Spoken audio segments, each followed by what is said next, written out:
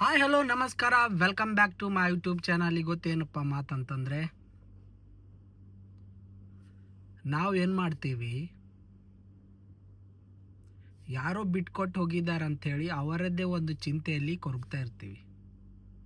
Past is past Guru. Past ಅನ್ನೋದು ಮರ್ತಿ ನಿನ್ನ ಫ್ಯೂಚರನ್ನು create ಮಾಡ್ಕೋ. ಪಾಸ್ಟಿನ ಬಗ್ಗೆ ತಲೆ ಕೆಡಿಸ್ಕೊಳ್ಬೇಡ.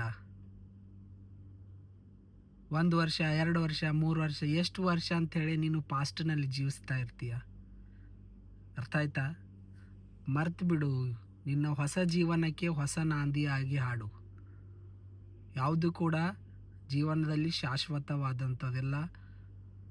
ನಿನ್ನ ಒಂದು ಪಾಸ್ಟ್ನಲ್ಲಿ ಆಗಿರ್ತಕ್ಕಂಥ ಘಟನೆಗಳನ್ನು ನೆನಪಿಸ್ಕೊಂಡು ಕೊರಗುವ ಬದಲು ಹೊಸ ಜೀವನವನ್ನು ರೂಪಿಸಿಕೊಳ್ಳು. ಇಲ್ಲ ಅಂತಂದರೆ ಅಷ್ಟರ ಮಟ್ಟಿಗೆ ನಮ್ಮ ಜೀವನ ವ್ಯರ್ಥವಾಗುತ್ತೆ. ಅರ್ಥ?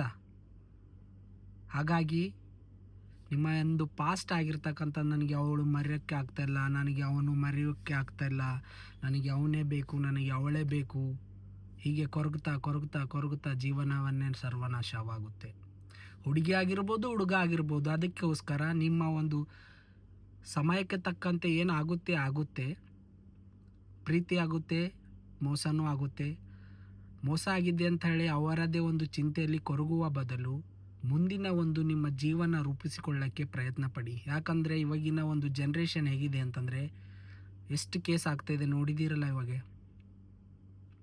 ಮೊನ್ನೆ ಒಂದು ಇನ್ಸಿಡೆಂಟ್ ಆಯ್ತು. ಏನಪ್ಪ ಅಂದರೆ, ಹುಡುಗಿ MBBS ಅಂತೆ, ಹುಡುಗ ಟ್ಯಾಕ್ಸಿ ಡ್ರೈವರ್ ಅಂತೆ.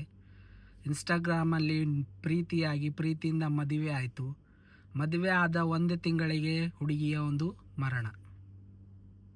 ಅರ್ಥ ಆಯ್ತಾ ಇದರ ಮುಖಾಂತರ?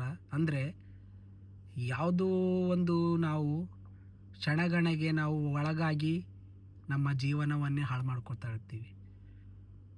ನಾನು ಕೂಡ ನಿಮಗೆ ನನ್ನ ಬಗ್ಗೆ ಸ್ವಲ್ಪ ನನ್ನ ಬಗ್ಗೆ ಯಾಕೆ ತಿಳಿಸ್ಕೊಡ್ತಾ ಇದ್ದೀನಿ ಅಂತಂದರೆ, ಯಾವುದಕ್ಕೂ ಕೂಡ ನೀವು ಕಡಿಮೆಯಾಗಿ ತಿಳ್ಕೊಬೇಡಿ. ನಿಮ್ಮಲ್ಲೂ ಕೂಡ ಇರ್ತಕ್ಕಂಥದ್ದು ಏನು ಟ್ಯಾಲೆಂಟ್ ಇದೆ, ಏನು ಒಂದು ಗುರಿ ಮುಟ್ಟುವ ಒಂದು ಛಲ ಇದೆ, ಅದಕ್ಕೆ ಪ್ರತಿಫಲವಾಗಿ ಅದಕ್ಕೆ ದಾರಿಯ ಮುನ್ನುಗ್ಗಿ ಬಿಡುವ ಹಾಗೆ ಇಲ್ಲ.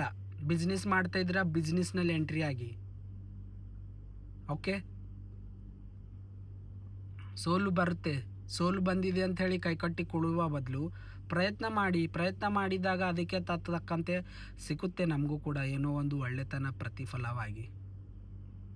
ಹಾಗಾಗಿ ನೀವು ಏನು ಪಾಸ್ಟನಲ್ಲಿ ಕೊರಗ್ತಾ ಇದ್ದಿರ್ತಿರಲ್ಲ, ನಮ್ಮ ಹುಡುಗರಿಗೆ ಹೇಳೋದು ಒಂದೇ ಮಾತು, ಯಾವುದಕ್ಕೂ ಕೂಡ ಹೆದರಬೇಡಿ. ನಿಂಬಲ್ಲೇ ಒಂದು ಛಲ ಇದೆ, ಒಂದು ಗುರಿ ಇದೆ, ಒಂದು ನಿಮಗೆ ಒಂದು ಗೊತ್ತಿಲ್ಲದೆ ಹಾಗೆ ನಿಮ್ಮಲ್ಲೂ ಕೂಡ ಒಂದು ಟ್ಯಾಲೆಂಟ್ ಇದೆ.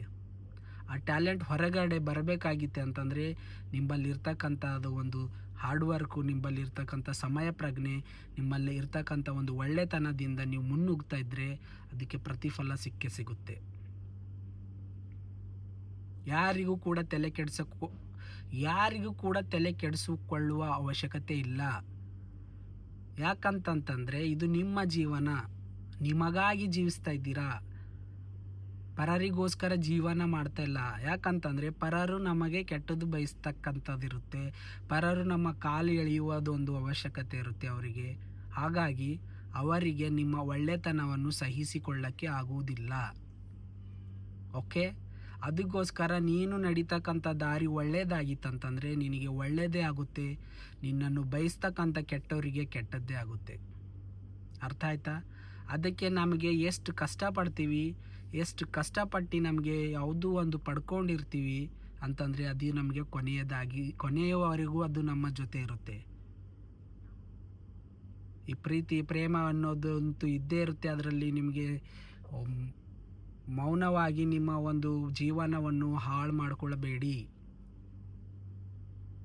ಓಕೆ, ಯಾಕಂತಂದರೆ ಪ್ರೀತಿಯಿಂದ ಮೋಸ ಆಗಿದೆ ಅಂಥೇಳಿ ಅದೇ ಒಂದು ಯೋಚನೆಯಲ್ಲಿ ಕೊರಗುತ್ತಾ ನಿಮ್ಮ ಜೀವನ ಹಾಳು ಮಾಡಿಕೊಳ್ತಾ ಇದ್ದೀರಾ. Past is past. ಅವಳನ್ನು ನಾನು ಮರೆಯೋಕ್ಕೆ ಆಗ್ತಾಯಿಲ್ಲ, ಅವನನ್ನು ನನಗೆ ಮರೆಯೋಕ್ಕೆ ಆಗ್ತಾಯಿಲ್ಲ. ಹಿಂಗೆ ಮಾಡಿ ಜೀವನದಲ್ಲಿ ಯಾವುದೇ ರೀತಿಯಾದಂಥ ನನಗೆ ಜೀವಿಸೋಕ್ಕೆ ಇಷ್ಟ ಆಗಲಿಲ್ಲ, ನಾನು ಸಾಯಬೇಕು, ನಾನು ಹಾಗೆ ಮಾಡಬೇಕು, ನಾನು ಮೋಸ ಹೋದೆ. ಬಿಟ್ಟುಬಿಡು ಗುರು. ಇವೆಲ್ಲ ಏನಂತಂದರೆ ಒಂದು ಸಮಯಕ್ಕೆ ತಕ್ಕಂತೆ ಆಗ್ತಕ್ಕಂಥ ಎಲ್ಲ ಹ್ಯೂಮ್ಯಾನ್ ಬೀಯಿಂಗ್ಸ್ಗೆ ಅದನ್ನು ಎದುರಿಸಿ ನಾವು ಮುನ್ನುಗ್ತೀವಲ್ಲ, ಅದನ್ನು ಮರೆತು ಜೀವನ ರೂಪಿಸ್ಕೊಳ್ತೀವಲ್ಲ, ಅದು ಬಹಳ ಬಹಳ ನಮಗೆ ಪ್ರಾಮುಖ್ಯತೆವಾದದ್ದು, ಬಹಳ ಇಂಪಾರ್ಟೆಂಟ್ವಾಗಿದ್ದು. ಎಷ್ಟು ಜನ ಇದ್ದಾರೆ ಎಲ್ಲರೂ ಪ್ರೀತಿ ಮಾಡಿ ಮದುವೆ ಅವರಿಗೆ ಮದುವೆ ಆಗಬೇಕಂತ ಅಂತಿದ್ದಿದ್ರೆ ಬೆಲೆ ಇರ್ತಾ ಇದ್ದಿಲ್ಲ. ಪ್ರೀತಿ ಆಗುತ್ತೆ, ಪ್ರೀತಿಯಲ್ಲಿ ಮೋಸ ಆಗುತ್ತೆ, ಕೆಲವೊಂದು ಪ್ರೀತಿ ಒಲಿಯುತ್ತೆ, ಎಲ್ಲಕ್ಕೂ ನಾವು ಹೊಂದ್ಕೊಳ್ಬೇಕಾಗುತ್ತೆ. ಅವರ ಒಂದು ಜೀವನದಲ್ಲಿ ಅವರು ಜೀವಿಸ್ತಾ ಇದ್ದಾರೆ, ಒಳ್ಳೆತನದಲ್ಲಿ ಮಕ್ಕಳು ಮಾಡ್ಕೊಳ್ತಾ ಇದ್ದಾರೆ. ನೀವು ಕೂಡ ಒಳ್ಳೆ ಜೀವನ ಮಾಡಿ ಮಕ್ಕಳು ಮಾಡ್ಕೊಳ್ಳಿ. ಜೀವನ ಪರ್ಯಂತ ನೀವು ಅವರೇ ನೆನಪಲ್ಲಿ ಕೊರಗ್ತಾ ಇರುವುದು ಒಳ್ಳೆಯದಲ್ಲ ಇದು. ಯಾಕಂದರೆ ಬದಲಾಗಿ, ನಿಮಗೋಸ್ಕರ ನೀವು ಬದಲಾಗಿ, ಇನ್ನೊಬ್ಬರಿಗೋಸ್ಕರ ಬದಲಾಗಬೇಡಿ. ಫಸ್ಟ್ ನೀವಾಗಿ ಬದಲಾಗಿದ್ದರೆ ನಿಮ್ಮನ್ನು ನೋಡಿ ಇನ್ನೊಬ್ಬರು ಕೂಡ ಬದಲಾಗಬಹುದು. ಅದು ಒಳ್ಳೆತನದಲ್ಲಿದ್ದಾಗ ಮಾತ್ರ ಒಳ್ಳೆಯದು ಹಿಡ್ಕೊಳ್ತಾರೆ, ಕೆಟ್ಟದಿದ್ದರೆ ಕೆಟ್ಟದಾಗಿರ್ತಾರೆ. ಅದಕ್ಕೆ ಯಾವುದಕ್ಕೂ ಕೂಡ ನೀವು ಹೆದರುವ ಅವಶ್ಯಕತೆ ಇಲ್ಲ. ಓಕೆ, ಎಷ್ಟೋ ಜನ ಕೈ ಇಲ್ಲ ಕಾಲಿಲ್ಲ, ಅವರು ಕೂಡ ಒಂದು ಜೀವನಗೋಸ್ಕರ ಅವರ ಒಂದು ಕಷ್ಟಪಡ್ತಕ್ಕಂಥದ್ದು ನೋಡ್ತಾ ಇದ್ದೀರಾ. ಆದರೆ ನಮಗೇನಾಗಿದೆ? ಕೈ ಇದೆ, ಕಾಲಿದೆ, ಬಾಯಿದೆ, ಕಣ್ಣಿದೆ, ಕಿವಿ ಇದೆ, ಎಲ್ಲನೂ ಕೂಡ ನಮ್ಮ ಹತ್ರ ಇದೆ. ಆದರೆ ಕೂಡ ನಾವು ಮಾಡ್ತಕ್ಕಂಥದ್ದು ಲೇಜಿನೆಸ್. ನನಗೆ ಅದು ಬರಲ್ಲ, ನನಗೆ ಇದು ಬರಲ್ಲ, ನನಗೆ ಇಂಗ್ಲೀಷ್ ಮಾತಾಡೋಕ್ಕೆ ಬರಲ್ಲ, ನನಗೆ ಅವ್ರು ಕಂಡ್ರೆ ಭಯ, ನಾನು ಆ ಕೆಲಸ ಮಾಡೋಕ್ಕೆ ಇಷ್ಟಪಡಲ್ಲ, ನನಗೆ ಆ ಕೆಲಸ ಬರಲ್ಲ. ಯಾರಿಗೂ ಯಾವುದು ಬರಲ್ಲ, ಆದರೆ ಬರುವ ಹಾಗೆ ನಾವು ಅನ್ನೋ ಜೀವನದಲ್ಲಿ ರೂಢಿ ಮಾಡ್ಕೊಳ್ಬೇಕು. ಯಾರು ಕೂಡ ಪರ್ಫೆಕ್ಟ್ ಅಲ್ಲ. ಯಾವ ಕೆಲಸ ಬರ್ತಾಯಿಲ್ಲ ಆ ಕೆಲಸದಲ್ಲಿ ನಾವು ಎಂಟ್ರಿ ಆದಾಗ, ತಿಳ್ಕೊಂಡಾಗ, ಅದಕ್ಕೆ ಆದಂಥ ನಮ್ಮ ಪರಿಶ್ರಮ ಕೊಟ್ಟು ನಾವು ಆ ಕೆಲಸವನ್ನು ಸ್ಲೋಲಿಯಾಗಿ ಕಲ್ಕೊಳ್ತೀವಿ. ಅದು ನಮ್ಮ ಮೇಲೆ ನಂಬಿಕೆ ಇಟ್ಟು ನಾನು ಕಲಿತೀನಿ ಅನ್ನೋ ಒಂದು ಭರವಸೆ ಇದ್ದಾಗ ಮಾತ್ರ. ಹಾಗೆ ಯಾರು ಕೂಡ ಪಾಸ್ಟಿನ ಬಗ್ಗೆ ತಲೆ ಕೆಡಿಸ್ಕೊಳ್ಬೇಡಿ.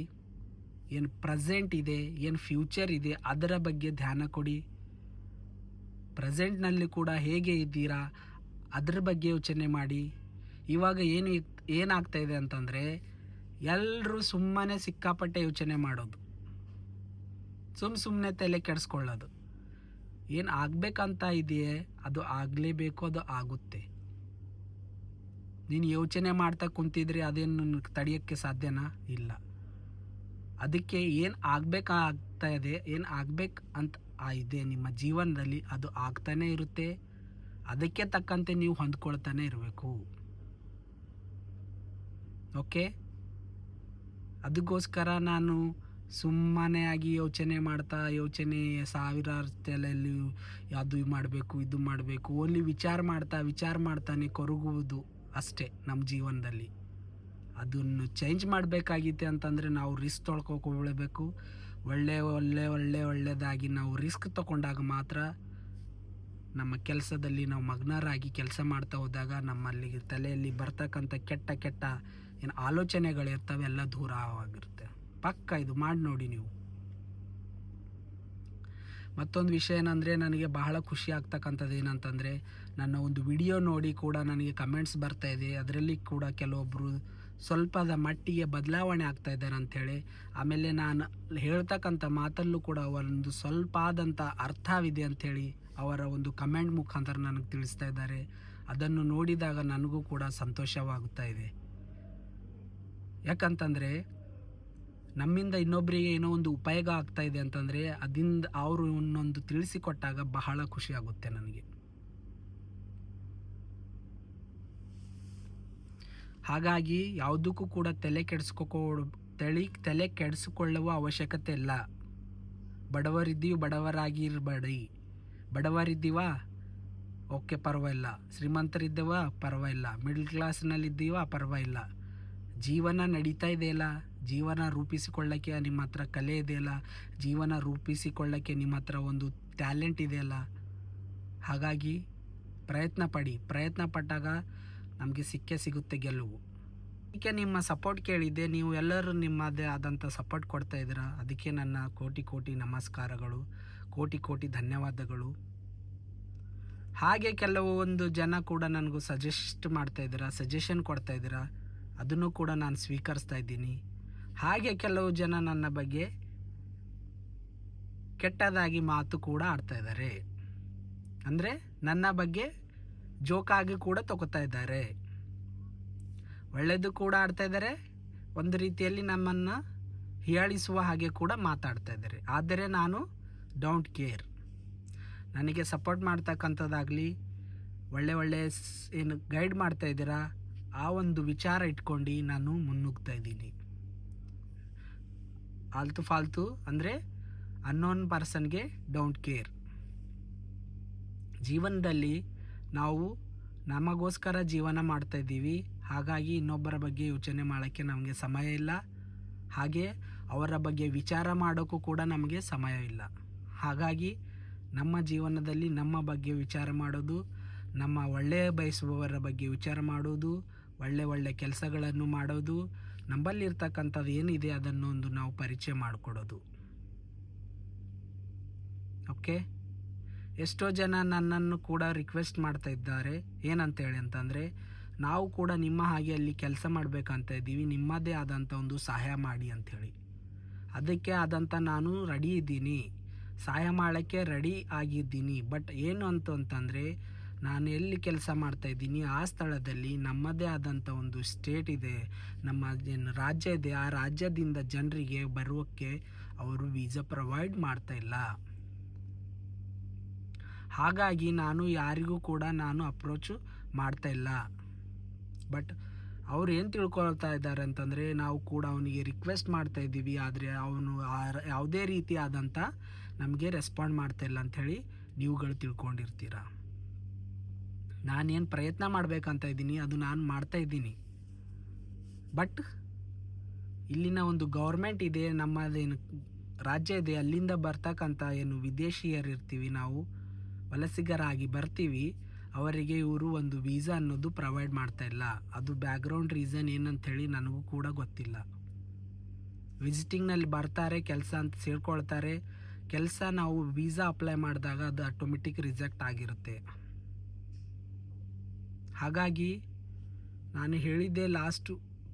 ಹಾಗಾಗಿ ನಾನು ಲಾಸ್ಟ್ ವಿಡಿಯೋನಲ್ಲೂ ಕೂಡ ಹೇಳಿದ್ದೆ, ನನಗೆ ಏನು ನೀವು DM ಮಾಡ್ತಾಯಿದ್ದೀರಾ, ಏನು ನನಗೆ ಕಮೆಂಟ್ ಮಾಡ್ತಾಯಿದ್ದೀರಾ, ನಾನು ಬರಬೇಕಂತ ಇದ್ದೀನಿ, ನನಗೆ ಆದಂಥ ಒಂದು ಕೆಲಸ ನೋಡಿ ಅಂಥೇಳಿ. ನಾನು ಅದಕ್ಕೆ ಸಹಾಯ ಮಾಡೋಕ್ಕೆ ಪ್ರಯತ್ನ ಪಡ್ತಾ ಇದ್ದೀನಿ. ಆದರೆ ಇಲ್ಲಿನ ಒಂದು ಗೌರ್ಮೆಂಟ್ ಇದೆಯಲ್ಲ, ಅದಕ್ಕೆ ನಮಗೆ ಆದಂಥ ವ್ಯವಸ್ಥೆ ಕೊಡ್ತಾ ಇಲ್ಲ. ವೀಸಾ ಅನ್ನೋದಿದೆಯಲ್ಲ ಅದನ್ನು ರಿಜೆಕ್ಟ್ ಮಾಡ್ತಾಯಿದೆ. ಹಾಗಾಗಿ ನೀವು ಬಂದು ಕೂಡ ಇಲ್ಲಿ ವ್ಯರ್ಥ. ನಾನು ಮಾಡ್ತಕ್ಕಂಥ ರಾಜ್ಯ ಬೇರೆ, ಅಂದರೆ ಇಲ್ಲಿನ ಸ್ಟೇಟು ಒಂದು ಬೇರೆ ಸ್ಟೇಟ್ನಲ್ಲಿದೆ. ಬಟ್ ಅಲ್ಲಿ ಯಾವುದೇ ರೀತಿಯಾದಂಥ ನನಗೆ ಪರಿಚಯ ಇಲ್ಲ, ಯಾರಿಗೂ ಕೂಡ ಕೆಲಸ ಕೊಡಿಸ್ಬೇಕಾಗಿದೆ ಅಂತಂತಂದರೆ. ಹಾಗಾಗಿ ಯಾರೂ ಕೂಡ ಅನ್ಯತೆ ಭಾವಿಸಬೇಡಿ. ನನಗೆ ಆದಂಥ ನೀವು ಕಮೆಂಟ್ ಮಾಡ್ತಾಯಿದ್ದೀರ, ನಮಗೂ ಕೂಡ ಬರುವ ಹಾಗೆ ಒಂದು ಸಜೆಸ್ಟ್ ಮಾಡಿ ಅಂಥೇಳಿ. ಹಾಗಾಗಿ ನಾನು ಕೂಡ ಪ್ರಯತ್ನ ಪಡ್ತಾಯಿದ್ದೀನಿ, ಎಲ್ಲಾದರೂ ಇದ್ದಿದ್ದರೆ ನಿಮಗೆ ಇನ್ಫಾರ್ಮ್ ಮಾಡಬೇಕಂಥೇಳಿ. ಇಲ್ಲಾಂದರೆ ನಾನು ಇರ್ತಕ್ಕಂಥದ್ದು ಕಂಪನಿಯಲ್ಲೂ ಕೂಡ ನಿಮಗೆ ಆಪ್ಷನ್ಸ್ ಇರಲಿಲ್ಲ ಅಂದ್ರೂ ತರಿಸುವ ಒಂದು ಕೆಪಾಸಿಟಿ ನನ್ನಲ್ಲಿ ಬಂದಿದೆ. ಇವಾಗ ಕರೆಸ್ಕೊಳ್ಬೋದು, ಆದರೆ ಇಲ್ಲಿ ಕೆಲಸ ಮಾಡೋಕ್ಕೆ ಆಗಲ್ಲ. ಏನು ನಾವು 5 ವರ್ಷ ಹಿಂದುಗಡೆ ಏನು ಬಂದೀವಿ ಆ ಜನ ಮಾತ್ರ ಇಲ್ಲಿ ಕೆಲಸ ಮಾಡ್ತಾಯಿದ್ದಾರೆ. ನಾನು ಕೂಡ ಇನ್ ಕೇಸ್ ಈ ಕಂಪನಿ ಬಿಟ್ಟು ಇನ್ನೊಂದು ಕಂಪನಿಗೆ ಇದೇ ಒಂದು ಸ್ಟೇಟ್ನಲ್ಲಿ ಹೋದಾಗ ನನಗೂ ಕೂಡ ವೀಸಾ ಪ್ರೊವೈಡ್ ಮಾಡಲ್ಲ, ನಾನು ಕೂಡ ಮರಳಿ ಊರಿಗೆ ಬರಬೇಕಾಗುತ್ತೆ. ಇದು ಒಂದು ಸ್ಟೇಟ್ ಇದೆ ಸಾರ್ಜ ಅಂಥೇಳಿ, ಅಲ್ಲಿ ನಮ್ಮ ಕನ್ನಡಿಗರಿಗೆ ನಮ್ಮದೇ ಆದಂಥ ಕರ್ನಾಟಕದ ರಾಜ್ಯದವರಿಗೆ ಅವರು ವೀಸಾ ಪ್ರೊವೈಡ್ ಮಾಡ್ತಾಯಿಲ್ಲ. ಅದಕ್ಕೆ ತಾವು ತಿಳ್ಕೊಳ್ಳುವುದು ಒಂದು ಕಿವಿ ಮಾತು ನಿಮಗೆ ಹೇಳ್ತಾ ಇದ್ದೀನಿ. ಯಾರು ಕೂಡ ತಪ್ಪಾಗಿ ತಿಳ್ಕೊಬೇಡಿ. ಏನು ಇವನಿಗೆ ಕೆಲಸ ಅಂತ ಕೇಳಿದರೆ ಇವನು ರಿಪ್ಲೈ ಮಾಡಲ್ಲ, ಎಷ್ಟು ಇವನು ದುಡ್ಡು ಕಳಿಸ್ತಾವನೆ, ಏನು ಇವನು ರಿಪ್ಲೈ ಮಾಡ್ತಾಯಿಲ್ಲ ಅನ್ನೋದು ನಿಮ್ಮ ತಲೆಯಲ್ಲಿಂದ ತೆಗೆದುಹಾಕಿ. ಓಕೆ, ಇದೊಂದು ಮಾತು ಕ್ಲಿಯರ್ ಮಾಡಬೇಕಾಗಿತ್ತು, ಅದಕ್ಕೆ ಈ ವಿಡಿಯೋ ಮುಖಾಂತರ ನಿಮಗೆ ತಿಳಿಸ್ಕೊಡ್ತಾ ಇದ್ದೀನಿ. ಹಾಗೆ ಏನಾದರೂ ಬೇರೆ ಒಂದು ಸ್ಟೇಟ್ನಲ್ಲಿ ಆಪ್ಷನ್ ಅಂತ ಬಂದಾಗ ನಾನು ನಿಮಗೆ ಆದಂಥ ನನ್ನ ಒಂದು ಸೋಷಿಯಲ್ ಮೀಡಿಯಾದಲ್ಲಿ ಅಪ್ಲೈ ಮಾಡ್ತೀನಿ. ನನ್ನ ಸೋಷಿಯಲ್ ಮೀಡಿಯಾದಲ್ಲಿ ಅದಕ್ಕೆ ಆದಂಥ ಒಂದು ಪ್ರತಿಕ್ರಿಯೆ ಕೊಟ್ಟಿರ್ತೀನಿ, ಅದಕ್ಕೆ ಆದಂಥ ಒಂದು ಮೆಸೇಜ್ ಕೊಟ್ಟಿರ್ತೀನಿ. ಎಲ್ರಿಗೂ ಕೂಡ ಆಸೆ ಇರುತ್ತೆ, ಒಂದು ಕೆಲಸ ಮಾಡಬೇಕು, ಒಳ್ಳೆಯದೊಂದು ಸಂಬಳ ತಗೋಬೇಕು, ಊರಲ್ಲಾದರೂ ಕೆಲಸ ಮಾಡ್ಬೋದು, ಇಲ್ಲಾದ್ರೂ ಕೆಲಸ ಮಾಡೋದೇ. ಆದರೆ ಎಲ್ಲರಿಗೊಂದು ಆಸೆ ಇರುತ್ತೆ ವಿದೇಶದಲ್ಲೂ ಕೂಡ ಕೆಲಸ ಮಾಡಬೇಕು ಅಂಥೇಳಿ. ಹಾಗಂಥೇಳಿ ನಾವು ವಿದೇಶದಲ್ಲೇ ಜೀವನ ಕಳೆಯೋಕ್ಕೆ ಇಷ್ಟಪಡಲ್ಲ.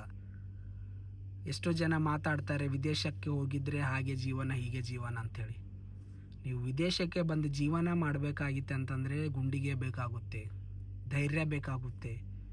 ಎಲ್ಲರನ್ನು ನಮ್ಮ ಪ್ರೀತಿಸುವವ, ನಮ್ಮ ಮನೆತನ, ನಮ್ಮ ಫ್ಯಾಮಿಲಿ ಬಿಟ್ಟು, ನಮ್ಮ ಫ್ರೆಂಡ್ಸ್ ಬಿಟ್ಟು, ನಮಗೆ ಬೇಕಾಗಿದ್ದವರನ್ನು ಬಿಟ್ಟು ನಾವು ಜೀವನ ಮಾಡ್ತೀವಿ. ಅದು ಅಲೋನ್ ಆಗಿ, ಅದು ಸಿಂಗಲ್ ಆಗಿ, ಒಂಟಿ ಜೀವನ ಅಂತ ಹೇಳ್ತೀವಲ್ಲ ಅದು.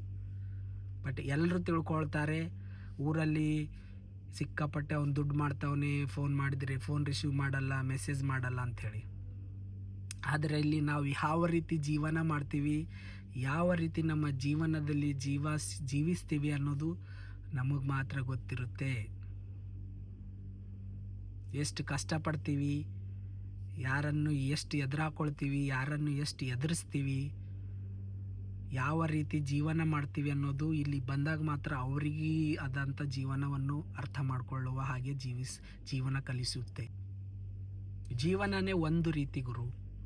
ನೋಡಿ ಹೇಗಿದೆ ಜೀವನ ಅಂತಂದರೆ, ಊರಲ್ಲಿ ಇರಬೇಕಾಗಿತ್ತಂದರೆ ನಮಗೆ ಕೆಲಸ ಮುಖ್ಯ ಆಗಿರುತ್ತೆ. ತಲೆಯಲ್ಲೇನಿರುತ್ತೆ, ನಾವು ಯಾವುದೋ ಒಂದು ಕೆಲಸ ತಗೊಳ್ಬೇಕು, ಅಷ್ಟೇ ಜೀವನದಲ್ಲಿರೋದು. ಮತ್ತೊಂದು ಕೆಲಸ ಗಿಟ್ಟಿಸಿಕೊಂಡಾಗ, ಅಂದರೆ ಕೆಲಸ ಪಡ್ಕೊಂಡಾಗ, ಕೆಲಸ ಸಿಕ್ಕಾಗ, ಕೆಲಸ ಮಾಡ್ತಾ ಮಾಡ್ತಾ ಮಾಡ್ತಾ ಆ ಕೆಲಸದ ಬಗ್ಗೆ ನಮಗೆ ಇಂಟ್ರೆಸ್ಟ್ ಹೋಗುತ್ತೆ. ಅವಾಗ ಅನಿಸುತ್ತೆ ಏನಪ್ಪ ಇದು ಕೆಲಸ, ದಿನ ನಮ್ಮ ಬರೋದು, ಡ್ಯೂಟಿ ಮಾಡೋದು ಹೋಗೋದು, ಡ್ಯೂಟಿ ಮಾಡೋದು ಹೋಗೋದು. ಅಂದರೆ ನಮ್ಮ ಆಲೋಚನೆ, ನಮ್ಮ ಥಿಂಕಿಂಗ್ ಏನಿದೆಯಲ್ಲ ಅದು ಬಹಳ ಬಹಳ ನಮ್ಮಲ್ಲೇ ಡಿಪೆಂಡ್ ಆಗಿರುತ್ತೆ. ಕೆಲಸ ಇಲ್ಲದ ಸಂದರ್ಭದಲ್ಲಿ ಕೆಲಸ ಅಂತ ಹುಡುಕ್ತೀವಿ. ಕೆಲಸ ಸಿಕ್ಕಿದ ಮೇಲೆ ಸ್ವಲ್ಪ ದಿನ ಕೆಲಸ ಕಳೆಯುವ ಹಾಗೆ ಕೆಲಸ ಮಾಡ್ತಾ ಮಾಡ್ತಾ ಹೋದಾಗ ಆ ಕೆಲಸದಲ್ಲಿ ನಮಗೆ ಇಂಟ್ರೆಸ್ಟ್ ಹೋಗುತ್ತೆ. ಇದು ಸಾಕಪ್ಪ, ಈ ಕೆಲಸ ಸಿಕ್ಕಾಪಟ್ಟೆ ತಲೆನೋವಿದೆ, ತಲೆ ಬಿಸಿ ಆಗ್ತಾಯಿದೆ, ಭಾಳ ರೀತಿಯಾದಂಥ ನಮ್ಮ ಮೇಲೆ ಒಂದು ಒತ್ತಡ ಬರ್ತಾ ಇದೆ, ಈ ಕೆಲಸದಲ್ಲಿ ನನಗೆ ಇಂಟ್ರೆಸ್ಟ್ ಇಲ್ಲ ಅಂತ ಬರುತ್ತೆ. ಕೆಲಸ ಇಲ್ಲದ ಸಂದರ್ಭದಲ್ಲಿ ಕೆಲಸಕ್ಕೆ ನಾವು ಸಿಕ್ಕಾಪಟ್ಟೆ ಒಲ್ದಾಡ್ತೀವಿ, ಕೆಲಸ ಬೇಕು ನನಗೆ ಅಂಥೇಳಿ. ಅದೇ ಕೆಲಸ ಸಿಕ್ಕಾಗ ಈ ರೀತಿ ಮೈಂಡ್ಸೆಟ್ ಆಗುತ್ತೆ. ಅದು ಮನುಷ್ಯನ ಒಂದು ಸ್ವಭಾವ ಆಗಿರುತ್ತೆ. ಆದರೆ ನಮ್ಮ ಒಂದು ಕೆಲಸ ಸಿಕ್ಕಿರುತ್ತೆ ಅಲ್ಲ, ಆ ಕೆಲಸ ಸಿಕ್ಕಿದಾಗ ಆಗ್ತಕ್ಕಂಥ ಅವಮಾನ ಆಗಲಿ, ನಮ್ಮ ಜೊತೆ ಫೈಟರ್ ಆಗಿರ್ತಾರೆ ಅವರಿಗೆ ವಿರುದ್ಧವಾಗಿರಲಿ, ನಮ್ಮ ಕಾಲು ಎಳೆಯುವವರಾಗಿರಲಿ, ಎಲ್ಲರಿಗೂ ಕೂಡ ಎದುರಿಸಿ ನಾವು ಮುನ್ನುಗ್ಗಬೇಕಾಗುತ್ತೆ. ನೀನು ಒಳ್ಳೆಯದಾಗಿ ಬೆಳೀತಾ ಇದೀಯಾ ಅಂತಂದರೆ ಕೆಲ ಜನ ನಿನ್ನ ಕಾಲು ಕೂಡ ಎಳಿತಾ ಇರ್ತಾರೆ. ನಿನ್ನ ಬಗ್ಗೆ ಕೆಟ್ಟ ಒಂದು ಕಮೆಂಟ್ಸ್ ಕೂಡ ನಿಮ್ಮ ಮೇಲ್ಗಡೆ ಇರ್ತಕ್ಕಂಥ ಅಧಿಕಾರಿಗಳಿಗೂ ಕೂಡ ತಿಳಿಸ್ತಾರೆ. ಆದರೆ ನಿನ್ನ ಮೇಲೆ ನಿನಗೆ ನಂಬಿಕೆ ಇದೆ, ಒಳ್ಳೆತನ ಮಾಡ್ತಾ ಇದೀಯಾ ಅಂತಂತಂದರೆ ಅದು ಸಾವಿರ ಜನ ಬಂದು ನಿನ್ನ ಬಗ್ಗೆ ಕೆಟ್ಟದ್ದು ಹೇಳಿದ್ರು ಕೂಡ ಯಾರಿಗೂ ಕೂಡ ಏನು ಮಾಡೋಕ್ಕೆ ಸಾಧ್ಯವಿಲ್ಲ. ಜನ ಮಾತಾಡಿ ಪರವಾಗಿಲ್ಲ, ಆದರೆ ನೀನಾಗಿ ಕರೆಕ್ಟ್ ಆಗಿದ್ದೀಯ ಅಂತಂದರೆ ನಿನ್ನ ಮನಸ್ಸಲ್ಲಿ ನೀನು ಸಂತೋಷವಾಗಿರ್ತೀಯ. ಜನರ ಬಗ್ಗೆ ತಲೆ ಕೆಡಿಸಿಕೊಳ್ಳುವ ಹಾಗೆ ವಿಚಾರನೇ ಮಾಡಲ್ಲ ನೀನು. ಹೇಗಿದೆ ಅಂತಂದರೆ ಜೀವನದಲ್ಲಿ ಸಿಕ್ಕಾಪಟ್ಟೆ ಕಲಿಯುವುದಿದೆ. ಎಲ್ರಿಗೂ ಇದರ ಬಗ್ಗೆ ಅನುಭವ ಇರ್ತಕ್ಕಂಥದ್ದೇ. ಕೆಲವೊಬ್ಬರು ಮನ ಬಿಚ್ಚಿ ಹೇಳ್ಕೊಳ್ತಾರೆ, ಕೆಲವೊಬ್ಬರು ಮನದಲ್ಲೇ ಇಟ್ಕೊಳ್ತಾರೆ. ಜೀವನದಲ್ಲಿ ನಾವು ಕಲಿತಕ್ಕಂಥ ಪಾಠ ಬಹಳ ಇದೆ. ಯಾವುದೋ ಒಂದು ಕೆಟ್ಟ ಘಟನೆ ಆಗಿದೆ ಅಂತಂದರೆ ಅದ್ರ ಮುಖಾಂತರ ಏನು ತಪ್ಪು ಮಾಡಿದ್ದೀರಾ ಅದು ಪುನಃ ನಿಮ್ಮ ಜೀವನದಲ್ಲಿ ಆಗುವ ಹಾಗೆ ಬದುಕಬೇಡಿ. ಯಾವುದೋ ಒಂದು ತಪ್ಪಾಗಿದೆ ನಿಮ್ಮ ಜೀವನದಲ್ಲಿ ಅಂತಂದರೆ ಅದೇ ತಪ್ಪನ್ನು ಇನ್ನೂ ನಿಮ್ಮ ಜೀವನದಲ್ಲಿ ಮುಂದುವರಿಸಬೇಡಿ. ಅದು ಅನ್ನೋ ತಪ್ಪು ಅಲ್ಲಿಗೆ ಸ್ಟಾಪ್ ಮಾಡಿ, ಅದಕ್ಕೆ ಆದಂಥ ಕರೆಕ್ಷನ್ ಕೊಟ್ಟು ಆ ಜೀವನವನ್ನು ಮುನ್ನುಗ್ಗಿಸಿ. ನಿಮಗೆ ಮತ್ತೊಂದು ಮಾತು ಹೇಳೋಕ್ಕೆ ಇಷ್ಟಪಡ್ತೀನಿ. ಇಲ್ಲೇ ನನ್ನ ಜೊತೆ ಕೆಲಸ ಮಾಡ್ತಕ್ಕಂಥದ್ರಲ್ಲಿ ಥರ ಆದಂಥ ಜನ ಬರ್ತಾ ಇರ್ತಾರೆ.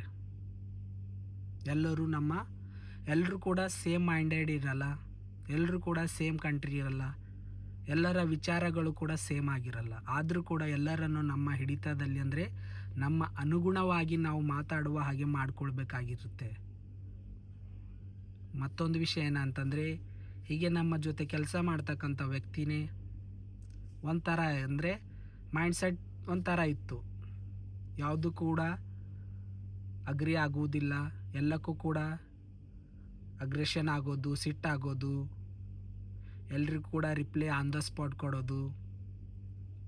ನಾನು ಅವರ ಬಗ್ಗೆ ಬಿಹೇವಿಯರ್ ಬಗ್ಗೆ ಅವರಿಗೆ ಒಂದು ಕಿವಿ ಮಾತನ್ನು ಹೇಳಿದೆ.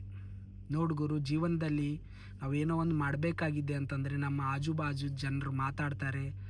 ಅದಕ್ಕೆ ಎಲ್ಲ ನೀನು ಉತ್ತರ ಕೊಡ್ತಾ ಹೋದಾಗ ನಿನ್ನ ಜೀವನಕ್ಕೆ ನಿನಗೆ ಬೆಲೆ ಇರಲ್ಲ. ಹಾಗಾಗಿ ನೀನು ನಿನ್ನ ಕೆಲಸದಲ್ಲಿ ತೊಡ್ಕೊ. ನೀನು ಏನು ಮಾಡಬೇಕಂತ ಇದೆಯಾ ಅದ್ರ ಬಗ್ಗೆ ವಿಚಾರ ಮಾಡು.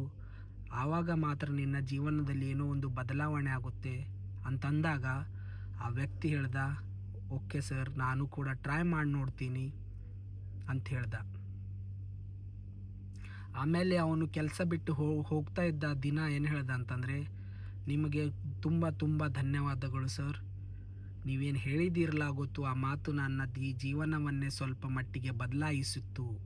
ಯಾಕಂತಂದರೆ ನಾನು ಎಲ್ಲದಕ್ಕೂ ಜಗಳ ಮಾಡ್ತಾಯಿದ್ದೆ, ಯಾರಿಗೂ ಕೂಡ ಕ್ವಶನ್ ಮಾಡ್ತಾಯಿದ್ದೆ, ನನ್ನದೇ ಒಂದು ಜೀವನ ನಾನು ಜೀವಿಸ್ತಾ ಇದ್ದೆ. ಆದರೆ ನನ್ನಲ್ಲಿ ಯಾವ ಒಂದು ತಪ್ಪು ಮಾಡ್ತಾಯಿದ್ದೆ ಅದು ನನಗೆ ಗೊತ್ತಿದ್ದರೂ ಕೂಡ ನಾನು ಪುನಃ ತಪ್ಪು ಮಾಡ್ತಾಯಿದ್ದೆ. ಆದರೆ ನೀವು ಆ ತಪ್ಪನ್ನು ನನಗೆ ತಿಳಿಸ್ಕೊಟ್ಟಿರಿ, ಆ ತಪ್ಪನ್ನು ನನ್ನನ್ನು ಪಾಯಿಂಟ್ ಔಟ್ ಮಾಡಿ ತಿಳಿಸ್ಕೊಟ್ಟಿದ್ದೀರಿ. ಹೀಗೆ ಮಾಡಿದರೆ ಹೀಗೆ ಆಗುತ್ತೆ ಅಂಥೇಳಿ ನನ್ನನ್ನು ನೀವು ತಿಳಿಸಿಕೊಟ್ಟಿದ್ದೀರಿ. ಹಾಗಾಗಿ ಅದೇ ಒಂದು ಪಾಯಿಂಟನ್ನು ನನ್ನ ಜೀವನದಲ್ಲಿ ಬದಲಾವಣೆ ತುಂಬ ಆಗಿದೆ ಸರ್, ನಿಮಗೆ ಧನ್ಯವಾದಗಳು ಅಂತ ಹೇಳಿದ್ರು. ನಾನು ಹಿಂಗೆ ಹೇಳ್ತಾ ಇದ್ದೀನಿ ಅಂತಂತೇಳಿ ನಾನು ಏನೋ ಒಂದು ಮಾಡಿನಂತಂತಲ್ಲ. ಅಂದರೆ ಜೀವನದಲ್ಲಿ ಏನು ನಾವು ಮಾತಾಡ್ತೀವಿ, ಯಾರನ್ನೋ ನಾವು ಸಜೆಸ್ಟ್ ಮಾಡ್ತೀವಿ ಜೀವನದ ಬಗ್ಗೆ ಅಂತಂದರೆ ಒಳ್ಳೆ ಸಂದೇಶವನ್ನೇ ಕೊಡಬೇಕು ಅವರಿಗೆ. ಅವ್ರು ನಮ್ಮ ದುಶ್ಮನ ಆಗಿರ್ಬೋದು, ಅವರು ನಮ್ಮ ವಿರೋಧಿ ಆಗಿರ್ಬೋದು, ಅಥವಾ ನಮ್ಮ ಎನಿಮಿ ಆಗಿರ್ಬೋದು, ಅವರಿಗೆ ನಾವು ಬಯಸೋದು ಒಳ್ಳೆಯದಂತದ್ದಾಗ ನಮಗೂ ಕೂಡ ಯಾವುದೋ ಒಂದು ರೂಪದಲ್ಲಿ ಒಳ್ಳೆಯದೇ ಆಗುತ್ತೆ. ಸತ್ಯವಾದ ಮಾತು. ಆದರೆ ಯಾರ ಮೇಲೂ ಕೂಡ ಅವಲಂಬನೆ ಆಗಬಾರ್ದು ಜೀವನದಲ್ಲಿ. Don't depend on any one in your life. Build your self, be alone, no problem. But if you alone, there is no excuse, there is no problem, there is no headache, because you know who are you, and you know how to fight, and you know how to build yourself in your life. So ಯಾರಿಗೂ ಕೂಡ ತಲೆ ಕೆಡಿಸಿಕೊಳ್ಳೋದೇ ಬೇಡ. ನಿನ್ನ ಆಚಾರ ವಿಚಾರ, ನಿನ್ನ ನಡೀತಕ್ಕಂಥ ದಾರಿ ಒಳ್ಳೆಯದಂತ ಇದ್ದಿದ್ರೆ ಯಾವುದೇ ಬರಲಿ ನಮ್ಮ ಎದುರುಗಡೆ, ಯಾವುದೇ ಒಂದು ಎನಿಮಿ, ಯಾವುದೇ ಶತ್ರು ಬರಲಿ, ಅದಕ್ಕೆ ಹೊಡೆದು ಉಳಿಸಿ ನಾವು ಮುನ್ನುಗ್ತಾ ಇರ್ತೀವಿ. ನಮಸ್ಕಾರ.